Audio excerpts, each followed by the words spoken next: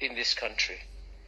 And let me tell you what the major misunderstanding is. You've seen that China was ruled by Communist Party in 1949, ruled by Communist Party in 1979, will be ruled by Communist Party 2019, and you assume that China hasn't changed. It's still being run by the same Communist Party.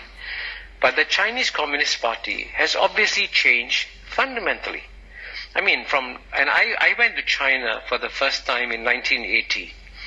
When I went to China for the first time in 1980, the Chinese people didn't have the freedom. They couldn't choose what to wear. They all wore Maoist suits. Yeah. They couldn't choose where to live, where to work, what to study. Then certainly zero Chinese could travel overseas. Zero. Now you go back to China. The Chinese people can choose what to wear, where to live, where to work, where to study. And guess what? Every year, 120 million Chinese, right? I think it's more than the population in California. 120 million Chinese leave China freely as tourists. Amazingly, 120 million Chinese return to China freely. Now, if China was a communist, gulag, Stalinist state, would you go back to China? And so there's a complete misunderstanding of China. Clearly, while the political freedoms in China have an increase, the personal freedoms of the Chinese people has exploded. And I can tell you, one of the questions that future historians will be very puzzled by is the judgments made by America on China. And I'll tell you why they'll be puzzled. The United States of America is about 240 years old.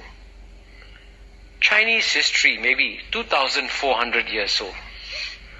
In today's world, you have a society which is 240 years old, passing judgment on a society which is 2,400 years old, and at a time when China has had its best 30 years of history, the Americans are telling Chinese, you guys are not doing very well. Really, you should change your political system. Listen to us, become a democracy, all will be well with you. And I can tell you one thing, that Chinese leaders, there's a whole shades of opinion among them.